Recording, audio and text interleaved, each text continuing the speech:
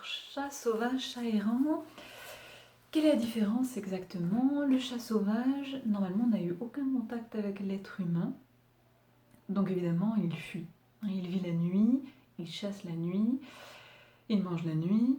Le chat errant, lui, a généralement eu un contact avec l'humain, il peut avoir été domestiqué, il peut avoir eu une relation avec un humain, mais il a été abandonné ou alors il a eu une mauvaise expérience avec l'humain, donc il s'en est distancé et vit seul. Donc voici l'une des deux petites qui se prénomme Astrée, qui se cache évidemment. Et la deuxième, qui était la plus farouche, la plus sauvage, notre petite Ambre, qui se cache évidemment dans le nouvel arbre à chat.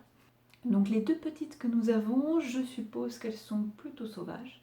Au début, elles étaient en train évidemment de feuler, de courir partout, elles ne supportent toujours pas d'être prises, touchées.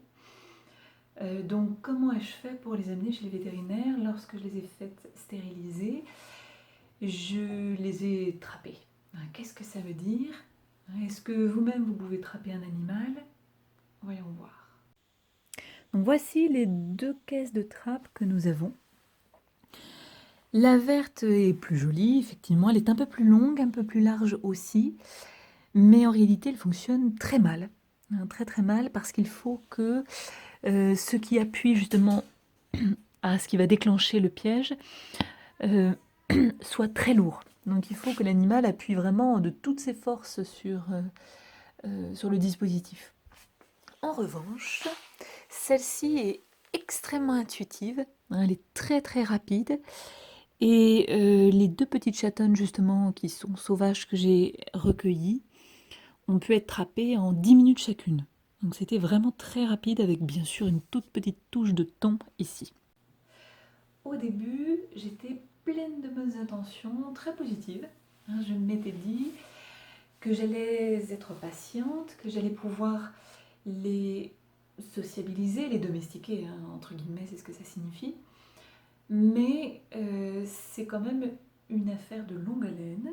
Et effectivement, pendant un mois, à peu près un mois et une semaine, je les ai accueillies dans notre garage, je jouais avec elles, je passais plus d'une heure à leur parler, à m'asseoir à côté d'elles, à rapprocher petit à petit la gamelle de l'endroit où je m'étais assise.